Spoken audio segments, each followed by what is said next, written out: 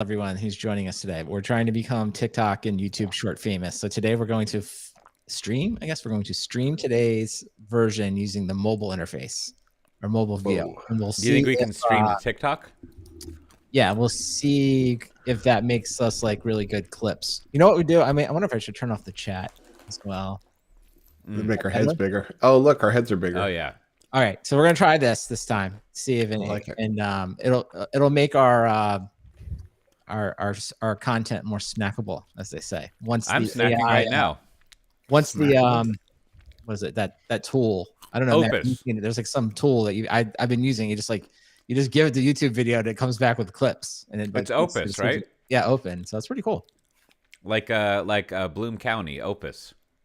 Opus, yes. Opus, that's right. Matt, you seem like someone who used to read Bloom County. How did you know? I mean, that's what's funny is like, yeah, I used to. It just, I don't know, it kind of petered out. I don't know. Did it stop or did I stop? Wow. That's something to ponder right there. And I don't stop a lot of things. So many meanings within that. So, all right, let me put it in Slack and then let's get going. Sounds good. Let me just quickly find the general thing. We are on Blue Sky. Hey, Matt, I don't know if you get an invitation. Cote, I haven't gotten one. I was going to say, we'll get you to be the third and final leg. Because we're supposed to get a few every week. Okay, so now he has one, and I have one that Cote gave me. Cote, you have your own, of course. So if we get Matt on there, then we can do our launch of our takeover of Blue Sky. So. Finally, been looking to take it over. Blue Sky, just like everyone says, just like Twitter. Okay. I was about to say I wasn't very interested in it till I listened to the on the metal episode where they talked about it, and I don't know. Sounds like they've learned some lessons from Twitter and they're trying to do better. We'll see. Yeah, I don't. Yeah, that's to be determined. But like, it's like if you just wanted.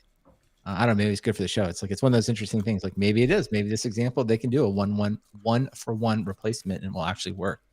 It seems like that doesn't normally work, but we'll see. Yeah. So I want to be like the COBOL developers of social media and just be like, I'm out. You could sort it out. Have fun. I feel like we're kind of, at least I don't know. I feel like I end up like signing up more than I post. You know, it's like, sure, more signing up. I don't know. I mean, it's like Cote, you're still active on what, LiveJournal or always. I'm on Blogspot. Blogspot. Yeah. After this, I wanted to ask you about updating movable type. Because I know you, Matt Ray. You're like, I'm not going to help you update one blog, but I can help you update 10,000. That does seem more my style. On brand. Actually, my on brand seems to be automating like 3 things now. Like, oh yeah, it's gonna need some automation for that. Just 3 though. I like that. All right. Well, speaking of being on brand, Cote, finish eating and then let's go, baby. Yeah.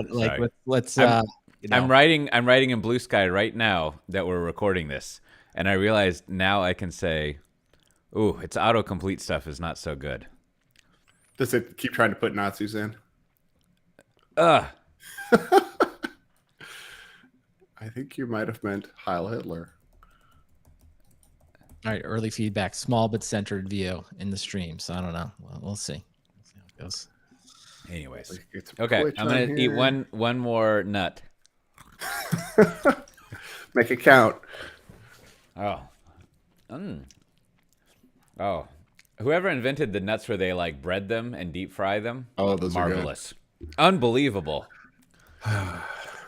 Okay, so I'm clearing things up here now. I'm coming here. All right, I'm ready. Those are spicy nuts. Let me get a drink of water. Boy, I don't know if I'm making this up or if it's actually happening. Okay. Let's see.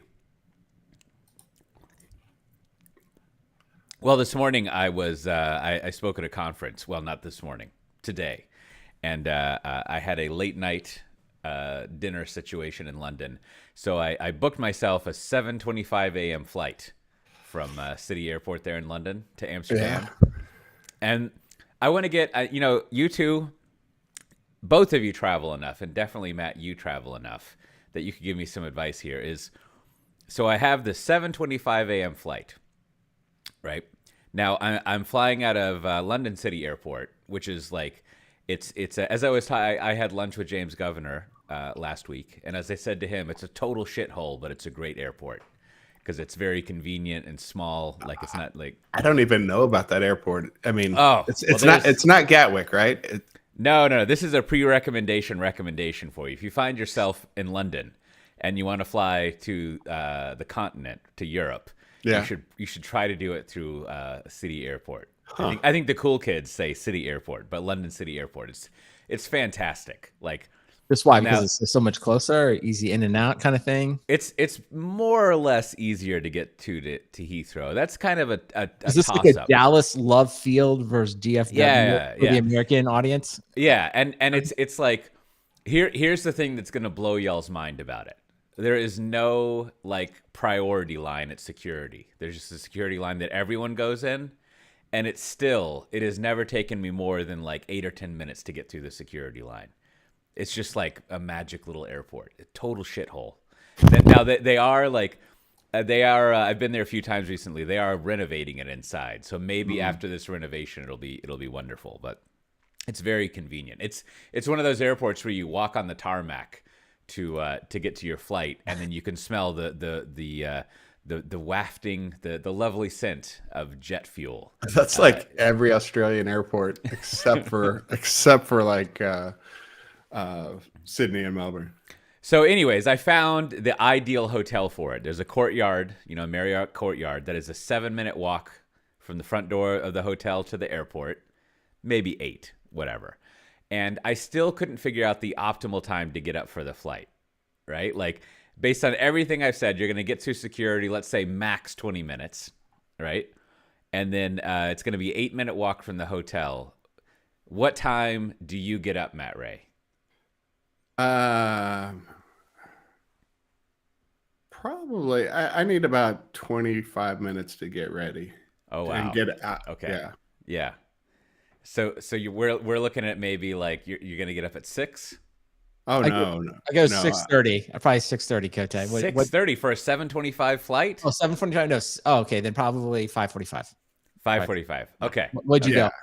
I went for the 5:30. So I think it just seems so absurd, but like, and then the kicker was, so I got up at 5:30. I kind of stare and contemplate my life. That's one does at that time. I can probably have a cup of coffee now. The courtyards, they're the types of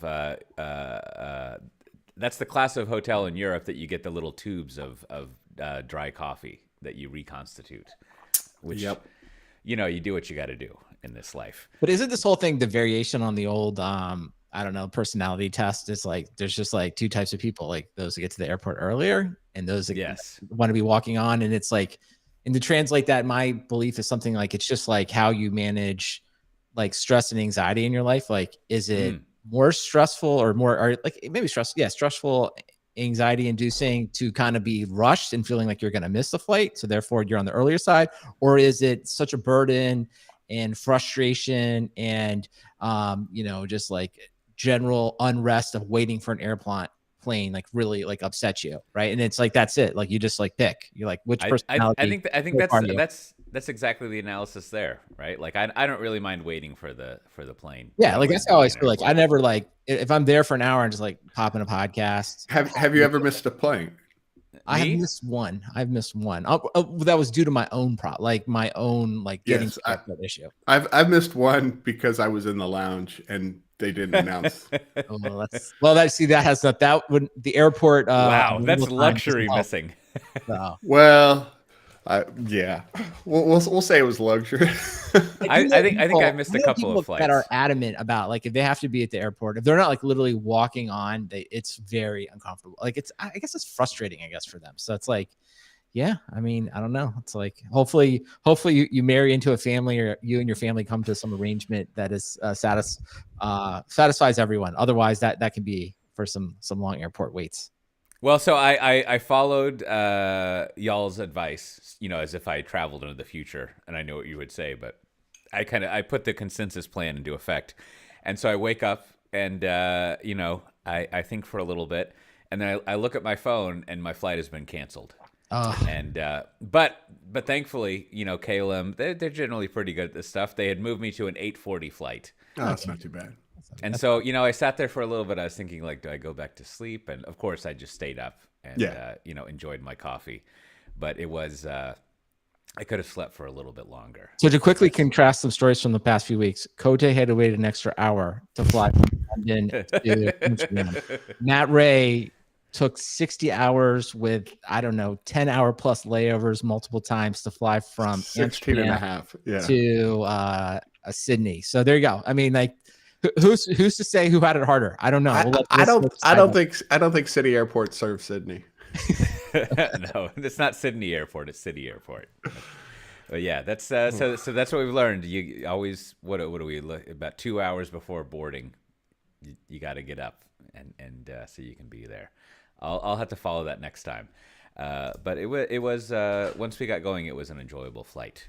Well, speaking of enjoyable flights, it seems like I wanted some help from you two reading through this. Now, there was I forget if we went over this last week, but there was like a 65 million a year DataDog customer, and I think there was some mystery of who that was. Now, I kind of read through some of the write-ups of it and stuff, and I still haven't figured out like how you would go about spending $65 million. I didn't go make a spreadsheet of the pricing for DataDog stuff, but like, is it even possible to have that many computers that you're monitoring?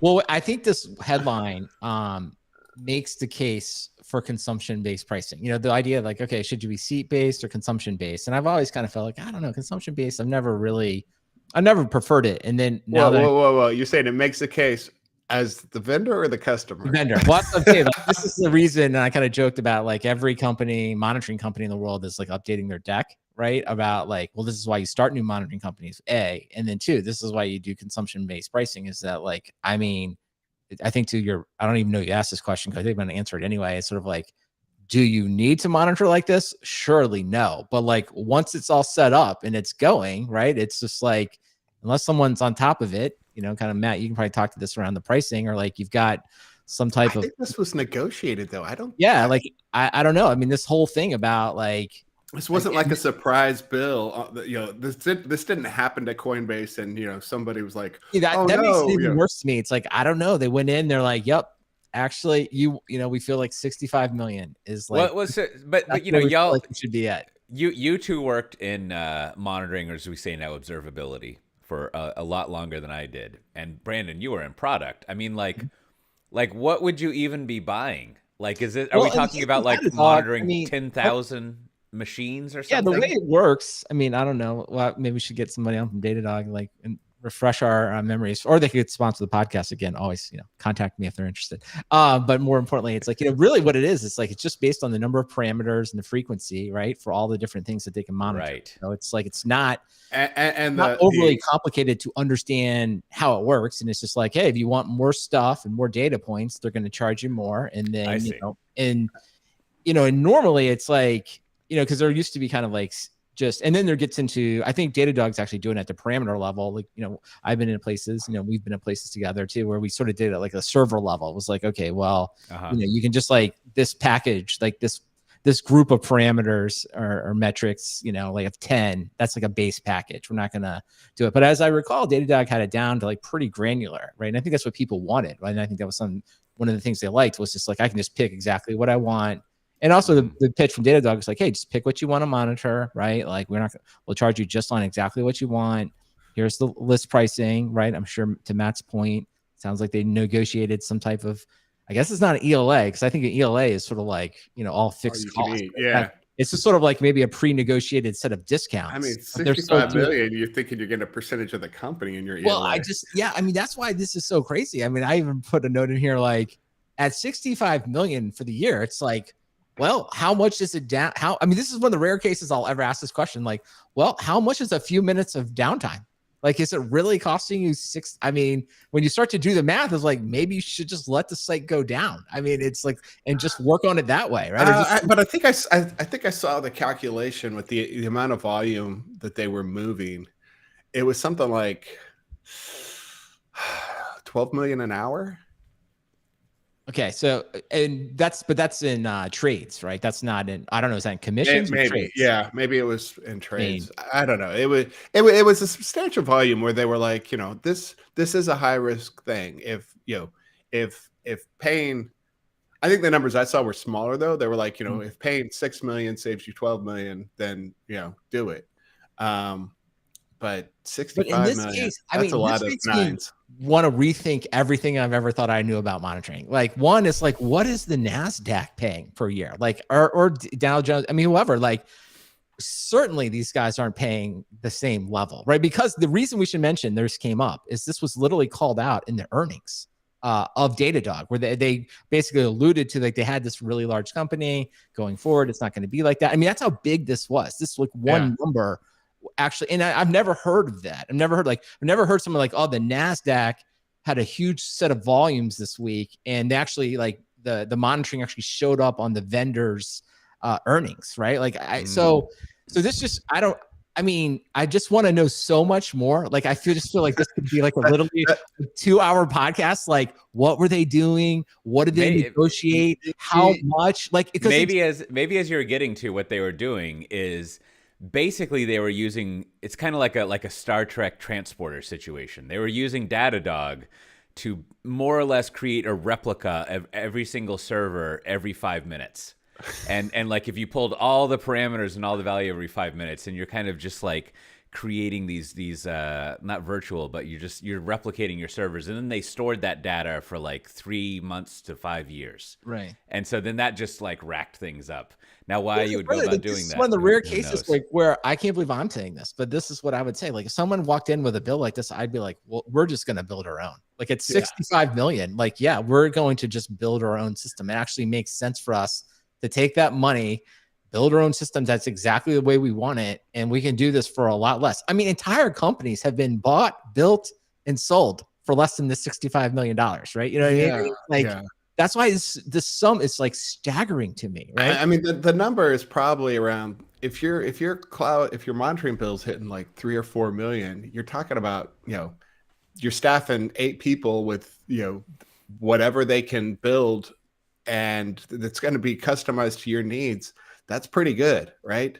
I mean, you could do a lot with, you name it. Like, just cut it in half for like $30 million. I'd be like, for $30 million, you can build yourself a really good monitoring system internally that does only what you wanted. I think and have a lot of money saved over, right? And have maybe you could even buy like Xenos or something and get like a mature platform. Here's the dream. With a revenue stream. Yeah. I don't know. Xenos is a good question. I mean, that in itself is a good question, but like, there are certainly entire companies that can be purchased for less than $5 million. And if you just, like, this would be the equivalent of like when Amazon buys like a robotics company, and they're like, yeah, we just want it for our warehouse. Like, we don't get rid of this. We don't want to, their customers can eat it. Yeah. You literally could have done this, or you could have just maybe walked into like wherever you think they do the best monitoring, like Facebook, Google, wherever. You could have just walked in and been like, I need like 10 software developers, another 10 people in testing and product. And I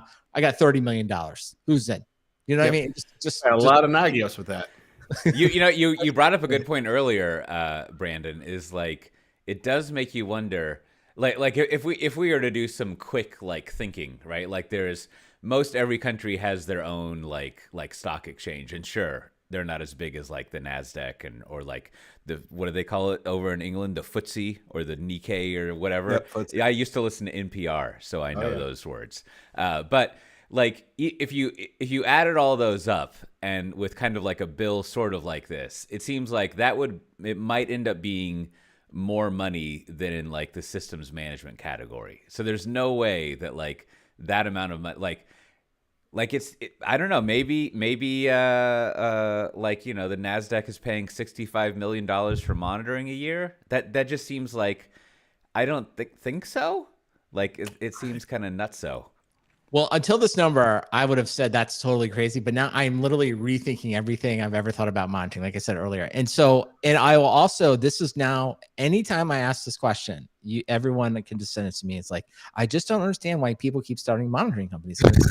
Now when someone says, now I understand it. I'm like, yeah, like at $65 million for one company. And some of the other like weird stuff I would love to know is like, who was the account rep on the data on the Coinbase account? And were they just like, and what's the commission cap? Were they like, this is the greatest moment of my entire life, right? Like you will, as a sales rep, I mean, if there truly was treated as one account and you're making $65 million, I mean, literally, like, I just can't imagine how much money that person was making to the point, like, I would be there. This would be the other thing where I'd be like, we at DataDog, we're literally going to stand up an entire group just to service Coinbase. We would just make them their own group, right? And be like, do whatever you need to do for Coinbase. Like, just build them exactly what they want. Help them run their business. Do not let them see the billing report. I mean, if they see the billing report, this thing could be over. I mean, it's insane. Well, they've got to have like definitely a entire team assigned to that account. I mean, when you have like, how many people would you guess? 10 people, probably. Customer support, an account rep, maybe a dedicated support rep or two. Maybe I was thinking maybe 5 working on features just for them, right? They might have like a personal chef on call, like just to like they could fly them over. 65 million, yeah. Now, didn't that 65 million was just like once, right? Didn't it erode away or like I forget the. Well, they said going forward, right? Obviously, the volumes have come down a lot. Was that a 1 year or 3 year? Or? I believe it was 1 year. I'll double check it. But yeah, so it looks like they're going to, obviously something's been done. They're not going to monitor as much, or the volumes are down a lot. And the other side of this, I guess, could just simply be like when the company went public at some astronomical value of like, I don't know, billions upon billions of dollars, then like $65 million is a lot of money. Like if you're worth $50 billion and it's literally just about growing, it's like, fine, write the check for $65 million. Again, I can't believe I just said that out loud, but like, I guess at this point it makes sense, right? I mean, it seems crazy. Yeah, just ACH the money, 3 to 5 days. You might have to call your bank to make sure it's not like a fraudulent wire thing that you're. Yeah, just a little bit, a tad bit more. Here's one of the quotes from the earnings call. I believe it's the CFO. Billings were $511 million, up 15% year over year. We had a large upfront bill for a client in Q1 2022 that did not recur at the same level or timing in Q1 2023. Pro forma for this client, billings growth was in the low 30% year over year. So, and then I guess someone goes on here and says, David, looking at the math on this large upfront bill that did not reoccur, it seems to be about 65 million. If I'm reading that correctly, can you possibly show? So that's where the CFO from DataDog that goes on, and this is where he names it as a crypto company. And he calls it like an early optimizer. So yeah, I guess that would have been like if you're the CFO at a Coinbase, someone walks in with a $65 million bill, you're like, yep, we're definitely renegotiating that, and we're definitely turning that off. So I mean, they need to use maybe a new an idea for your company, Matt Ray. You can have Lean Dog. Diet dog. Well, related to that, speaking of, one of the ways that Matt has at least taught me that you might end up paying $65 million is if your developers are not top notch in their architectures and what they're doing. And there's a new paper. I guess you would call it a paper because it's from the ACM. Is that the American Computing Motivators? I forget what ACM stands for.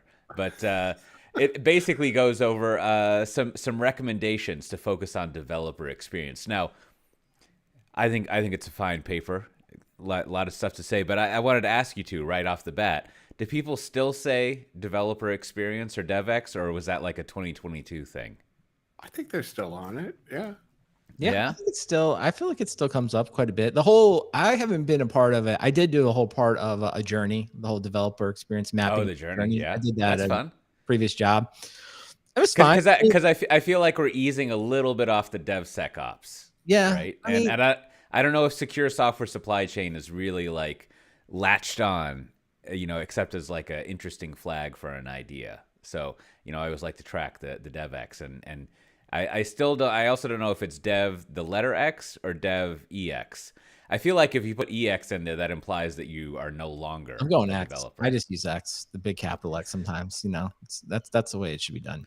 Yeah, maybe when we as we build out more platforms and Kubernetes stuff, and you have a separate platform team, the people who are on that team will become the dev X's. Like they used to be DevOps and working, with the developers, but now they're the X's of the developers. They've agreed to separate because it'll be better for the children, for the applications that they're working. I did want to ask you, Cote, because you spend a lot of time thinking about developer toil and something. It's like, I don't know. I do often just feel like, well, doesn't this just apply to everyone? Like there's that book. I think I put a note in here. It was like Deep Work that that got a lot. I guess it's sort of like a mainstream book about deep work and like finding, focusing in on things that matter and getting rid of distractions. And I'm like, I don't know, is this all just a variation? And then I'm sure like somebody else wrote the original paper somewhere. I'm not saying that's the original book, but I just think that's the one that popularized it. So part of me is always just like, I don't know, isn't this sort of just best practices for human life, at least white collar workers? Yeah.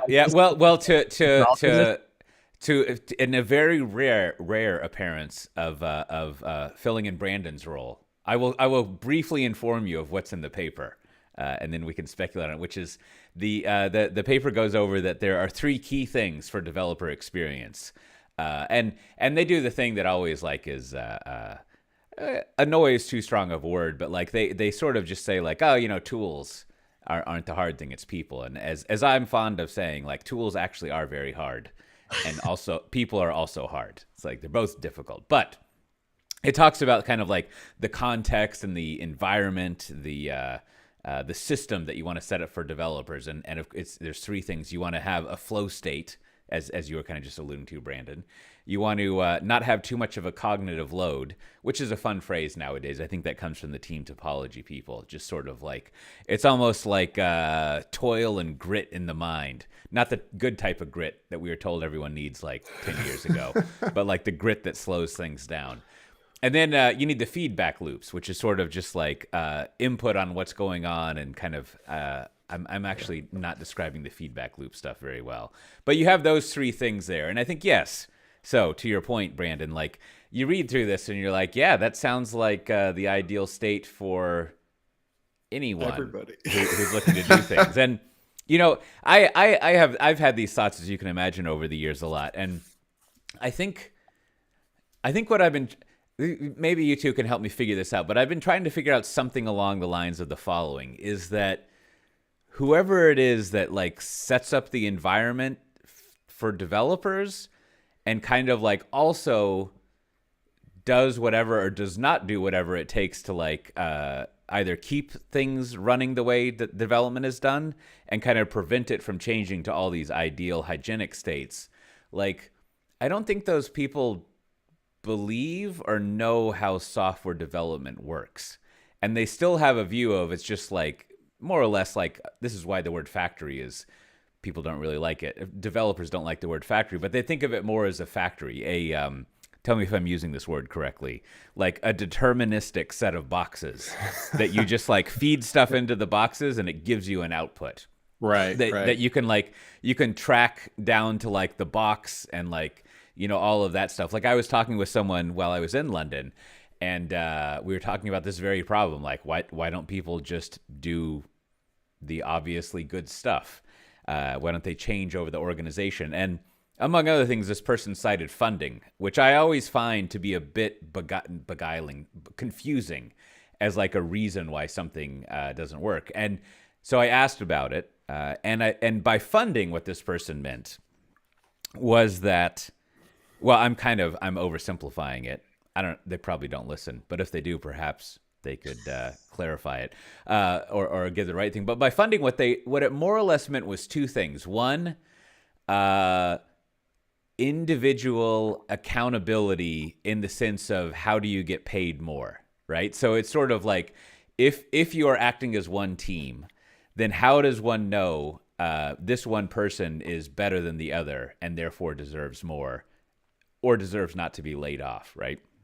And then the other part of that was just like the good old fashioned, like, fief building, just like managers and people building out their teams and not wanting them to just be like fungible one thing moving around, like just a rack of developers that you can take and to use at your disposal. So it seems like, and then so there, that's an example of like you read through the triangle of optimizations, you hear all the years of DevOps practices, and you're like, yeah, intuitively that makes sense. So we should just go do that. And then you go to DevOps days again the next year, and people are talking about the need to do that in the next year and the next year. And I think maybe it's just like whoever's in charge of how development stuff runs, like they don't really like believe that you should do these good habits. It's kind of like, I haven't read the Deep Work book, but I've read about it many times. I've also read the book Atomic Habits, and it's sort of like, yeah, that all sounds great. I'm going to go, you know what I'm going to do a lot of? Not that.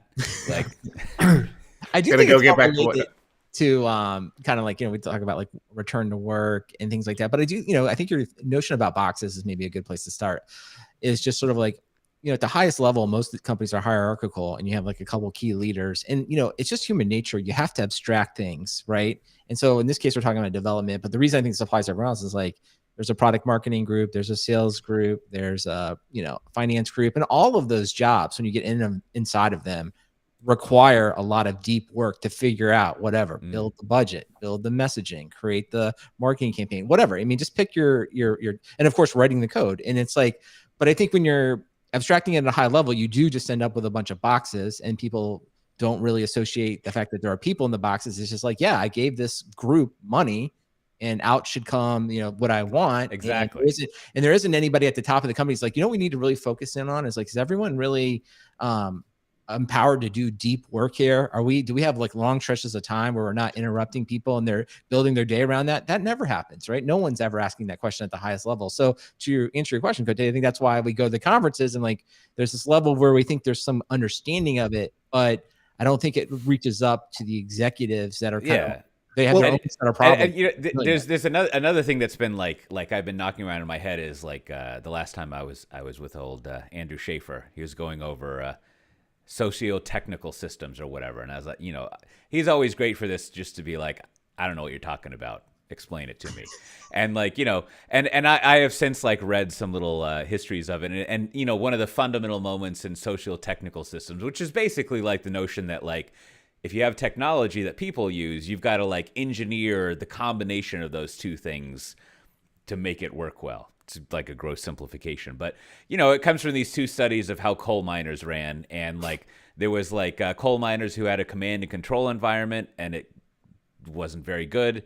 And then someone was like, what if we let the groups of coal miners determine what they do themselves, and we just tell them the output that we want? And that ran better. Now, of course, as often so happens, like that ran great, and then some new management came in and they were like, what the fuck is this? What do they know?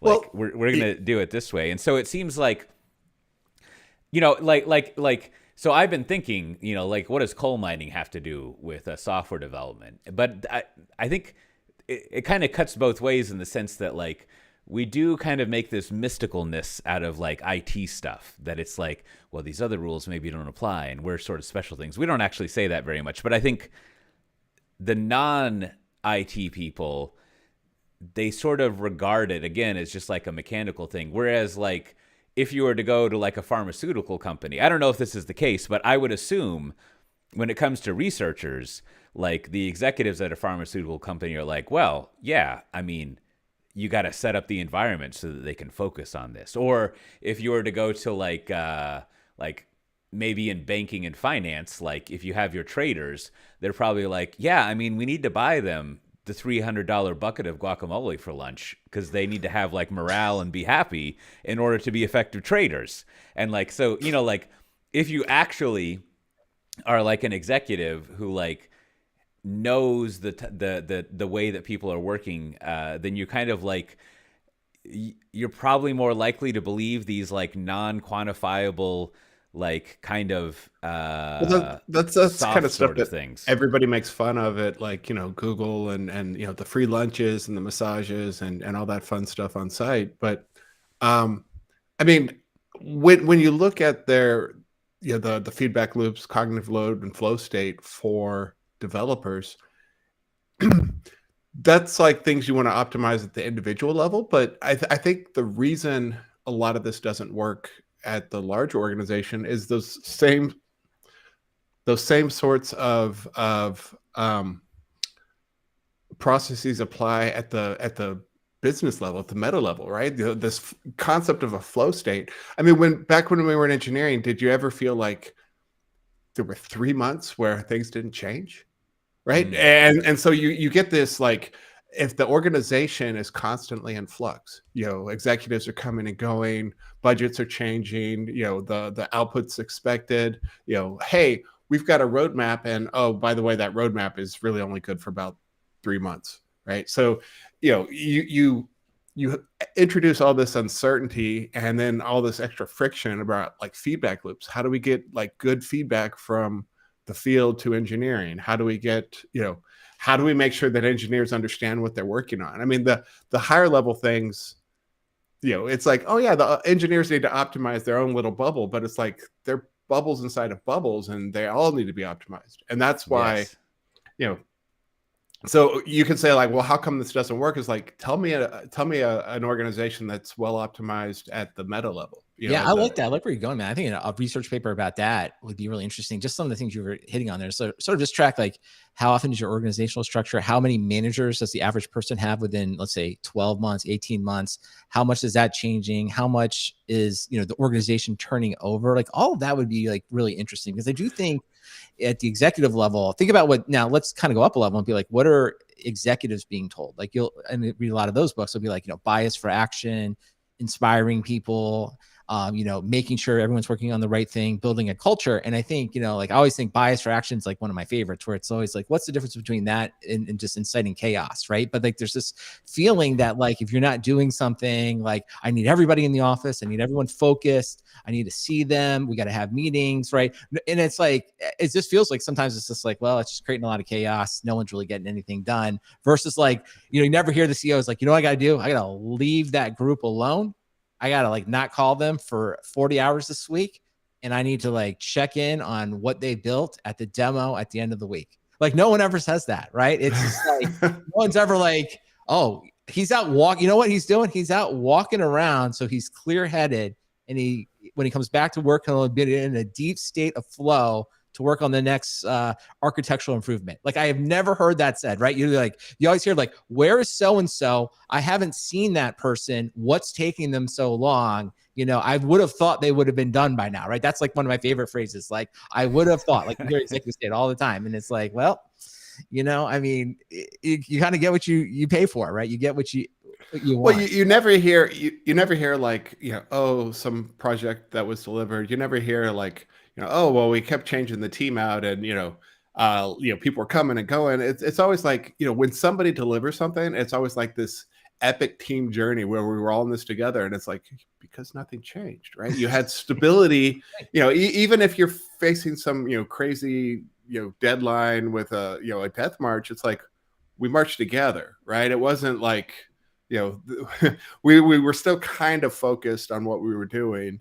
But the reality is like, when I look into most organizations, I see people coming and going at every layer all the time. I see changing priorities all the time. I see budgets being adjusted. It's right. I think you're getting at what you're getting at there is sort of like, maybe it's like, it's why inertia in large companies sort of like, like the company itself almost protects itself, because it's like, they're protecting themselves or they've brought themselves to a standstill. Yeah, one or the other. But it's just like at some point you just get to that point where it's like, yeah, you can't really grow it, right? But you can't really kill it either. It's hard, and it's sort of our steady state has stopped. Right. And it's just, you're kind of at this weird steady state. And then, people are complaining for all kinds of reasons. Like we're either not growing fast enough or there's too much change, and you just kind of like, you get stuck in it. So I like this. I mean, it's always like kind of your thing about Cote. You said like, I don't know, viewing IT, I don't know what your phrase was, sort of like as magic or something, or like some, magical little organization. Boxes. Yeah. But like, yeah, there is something about like, maybe it just highlights like it's just a well-written paper that sort of highlights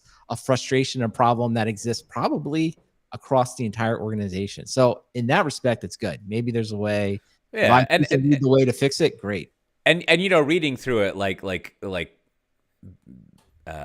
with that context of like how I've been trying to think about this, right? Like I think I'm always interested in a new run at explaining to non-technical people how technical people work. And to the point of what we're saying, how they work is just like any other people. Right? Like there's nothing there's I think really everybody not would that, appreciate a little stability in their work. right. And so like, you know, these three things, like if you are creating something, I think, you know, or if you're just doing anything that's like building, whether it's innovating or just building something, like those three characteristics are pretty awesome, right? Like they're things that you want. And then, you know, they do cite at some point that having clear goals and priorities is pretty awesome, right? And I think you know, you bring up a good point, Matt, that like, you know, what is that old phrase that if you don't know where you're going, you'll get there really quickly? There's some clever phrase that's like if No you matter have where you go, there you are. yeah, like if you have no destination, then you'll get there, right? Like it doesn't matter where you go, basically. And you know, this is like always a problem with strategy is like if you, on the one hand, you want to be adaptive and learn what your strategy is and discover stuff, but like kind of not really. And I think this is, I don't know, maybe all the academic people out there would know better, but like when you take those, when I think of a lot of the non-software examples out there, like coal mining or like even lean manufacturing, like it's not like every 6 months Toyota's like, you know what we're going to do now is make typewriters.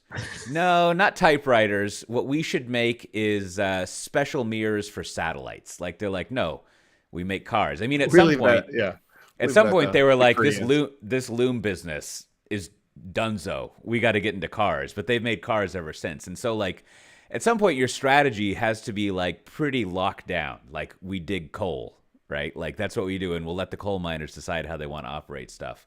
Which I think is another confounder when it comes to software is we sort of are in this area of like we've even got to discover the problem we're solving, which then gets us into this thrashing about. But I don't know. I mean, I think the main thing is like if you have a non-technical person, it's probably this might be a little too technical, but you can kind of point them at this of like, look, developers, they're just like all the rest of us.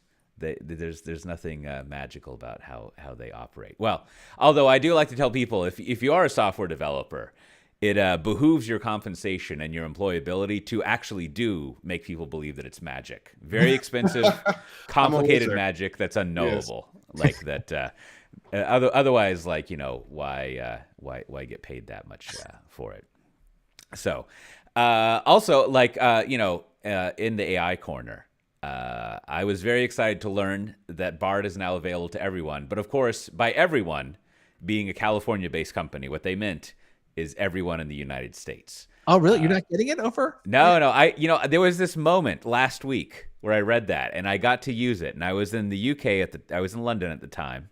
And then I came to the Netherlands and I tried to use it. And I was like, well, of course, everyone hates the EU. So, like, you know, and they want to regulate stuff. They want. Oh, that's right. It's the regulation is the reason, right? Yes. But then I was in London yesterday and I tried to use it again. And I don't know if I had some sort of cookie or something, whatever that may be, but it still wouldn't let me use it, even though I was back in London. So I don't really. Yeah, I was just saying, quick review. You know, what's funny is like they had that weird press conference over in France, right? And it was like, oh, everything looks bad, and then I don't know, pretty good. Like it was a pretty quick turnaround. Like I guess obviously they had a lot of this done for Google I/O. It's like it's definitely the thing that I think one thing you really like, Cote, is it's, you know, connected to the internet, so you don't have to like paste in the URL. You can just be like summarize Matt Levine's latest article, and it just does it for you, right? And it's like that part is really good. I really like that part. Yeah.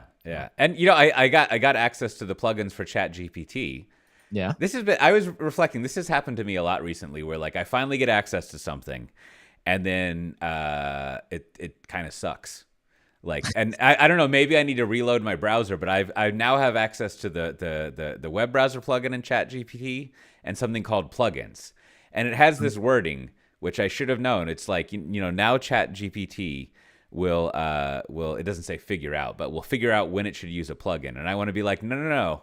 I don't want it to figure out. I want to tell it when to do it, right? Yeah. Like, Yeah. because I've seen all these screenshots where you can select something, but so of course I loaded up the web thing, which is like it can use web stuff, and I put in my old thing like I took one of my articles. This is the best way to test it, and I was like, summarize this, and I gave it the URL, and of course it did some summary based on the URL, which was delightful, and it's like I don't think I wrote that. I will say, having tried to summarize, I like to summarize everyone's newsletter, but I will say, Cote, your newsletters, for whatever reason, seem like the summary's not good.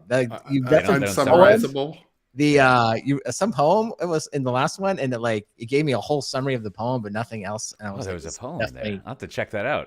It was definitely not what Cote. Well, this is a blog post. I would say this though, Matt. I actually prefer Matt Levine's newsletter. I think is great to read the summary, and then you can be like, oh, I kind of got it. And then if you want to hear the funny, crazy story, then you can read the rest of it, right? So I actually believe that all newsletters at the top should just come with the AI summary at the very top and for you, and just be like, hey, read. Here's it's the too long didn't read. Yeah, the version. newsletters, 8 paragraphs. Yeah, same thing. Like Ben Thompson. It's like I think he'd be another one. It's like, yeah, just put the summary at the top. Oh yeah, aggregation theory. Got it. Next email. You know what I mean? Like, like if you break out something new, I'll go through the rest of it. So, but I know Cote, maybe your style of writing is just a little unique to ChatGPT and Bard. Yeah.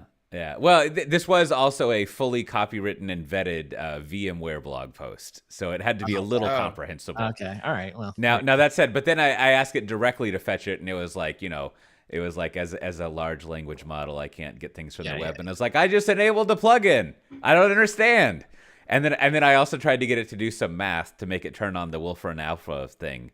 And then that didn't happen. So I don't know what the deal is with the plugins. Well, you gotta get Bard because I just have them both open, and they're like slightly different. Good, OpenAI. I feel like just slight differences about what they're good at. So it's like you just flip between them all day long. So I don't know. Hopefully the EU and Google will come to some agreement.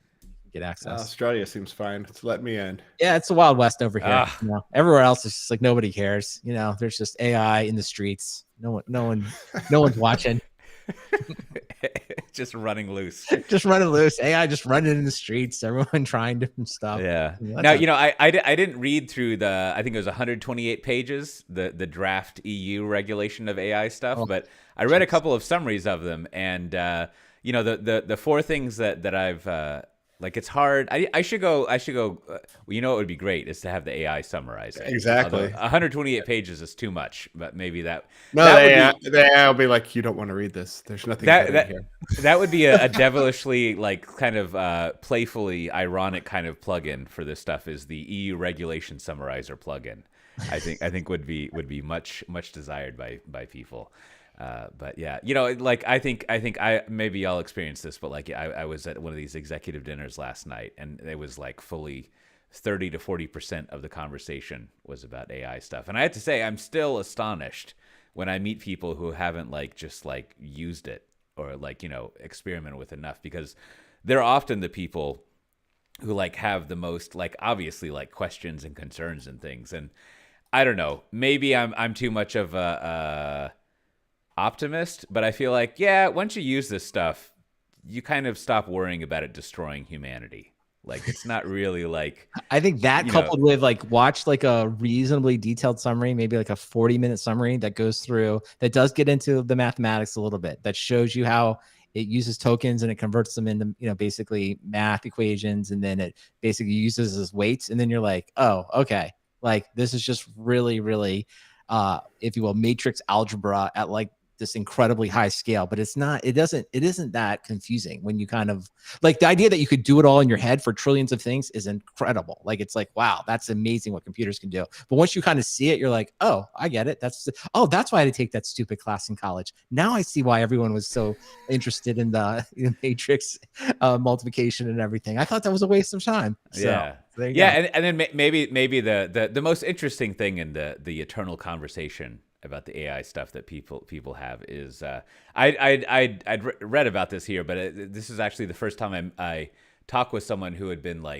experimenting with using ChatGPT stuff for product management tasks, just coming up with the personas and coming up with stories, and it totally makes sense, right? Because that's the kind of thing where you have a formal template that requires like this content, depending on whatever product management methodology and lifestyle you're living.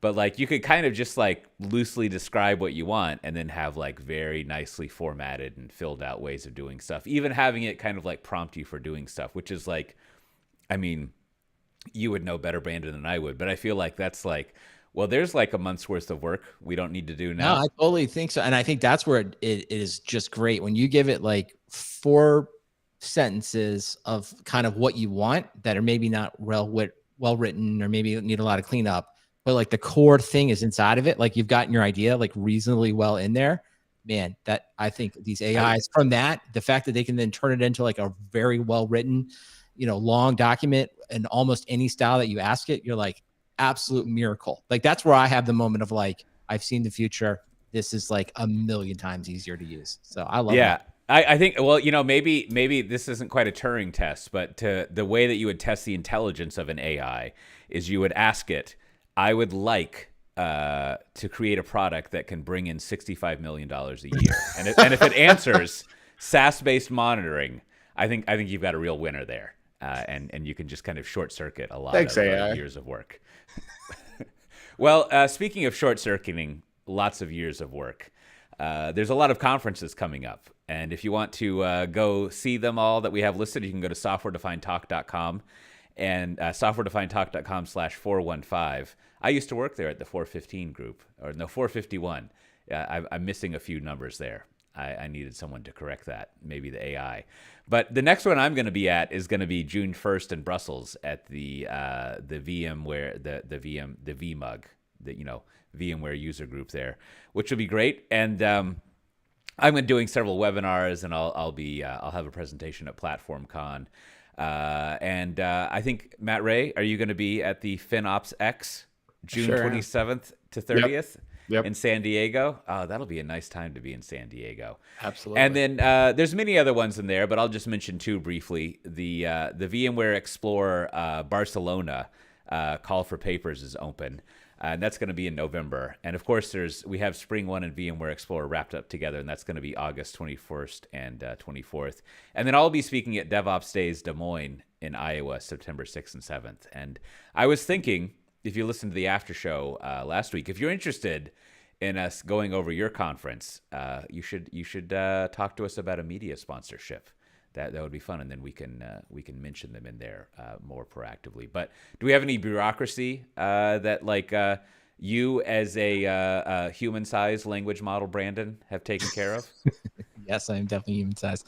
Just a few things. One, thanks to Michael Neal over there by Matt. He gave me a Blue Sky invite. So I'm on.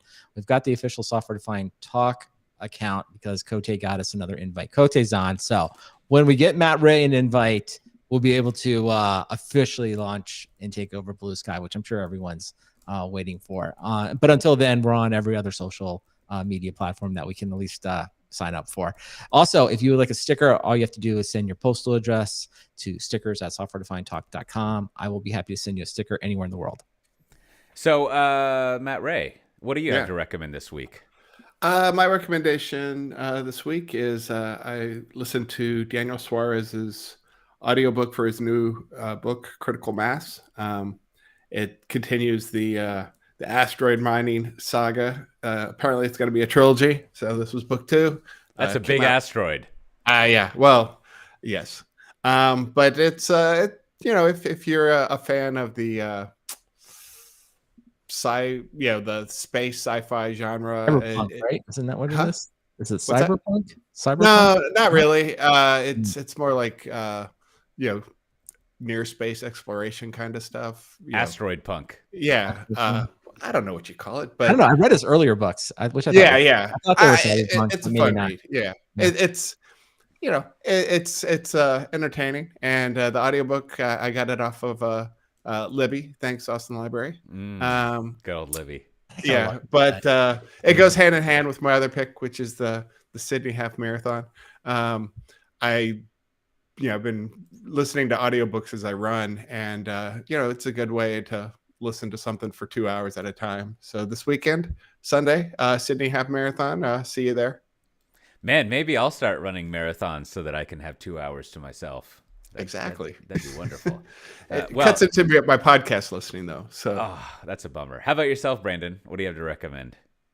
Well, I often I don't really run marathons, but I just like to track any workout I'm doing. It's just another thing to like keep me occupied when I'm working out. So I just threw out my old Wahoo what is it?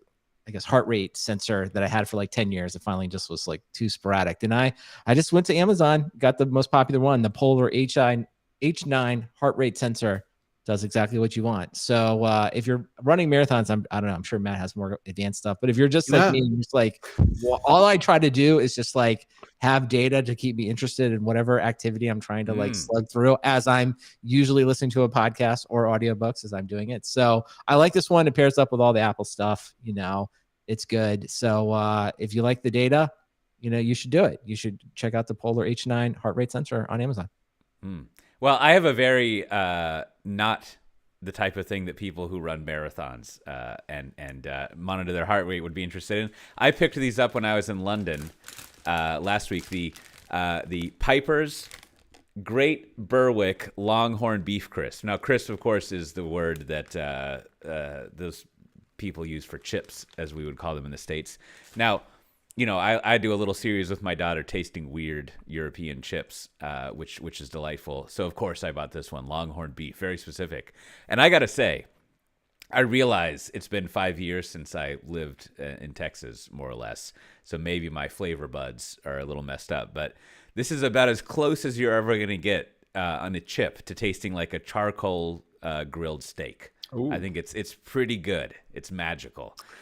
So I think I might be eating more of these in the future if I get a hold of them. Well, the tie-in there is when I was doing my last trail run at the break stations, they had big bowls of potato chips. So just fill them up with the Longhorn crisps. Man, I think if you were running a marathon and you were like winning and you stopped and ate some of these chips, you'd be like, I'll win the next one. I'm going to hang out with these chips. It's quite the accomplishment to make it to the chip station. Yes. But they are delicious chips or crisps, if you will. I think I might have some after we record here. Speaking about having some charcoal flavored steak chips, you've been listening to Software Defined Talk, which, as mentioned earlier, if you want to get the show notes for this episode, all sorts of news stories we didn't cover, you can go to softwaredefinedtalk.com/415. Now, you can also just go to softwaredefinedtalk.com and find out how to join our Slack community. There's all sorts of active things going on in there, links that are going on, commenting on news and other items, and other sorts of nonsense. And with that, we'll see everyone next time. Bye-bye. Bye. All right. Thank you, Cote, for landing the plane right on time. And to everyone that watched on the stream, it looked like no one really liked this mobile. But again, like once I commit to, as Matt knows, once I commit to like a video format, like I'm afraid to change anything because of the recording. So if you suffered through this one, I know we lost Michael along the way, and several others. He actually sent me a picture of what it looked like on the Fire Stick for Amazon. Very bad. Oh, I thought he was making a joke that he was on a Fire Stick. No, it's like all scrunched. It's way crazy looking, weird. So anyway, we'll say I was about to say mission accomplished, but test fail. We'll say this is official fail. So we've learned something. Yes. We learned. Yeah, we will have a learning opportunity. A blameless retrospective where we blame Restream mostly for this. All right. Well, everyone else, thanks for watching. Hopefully, we'll be streaming this time next week or around this time. So talk to you next time. Bye-bye. Bye-bye.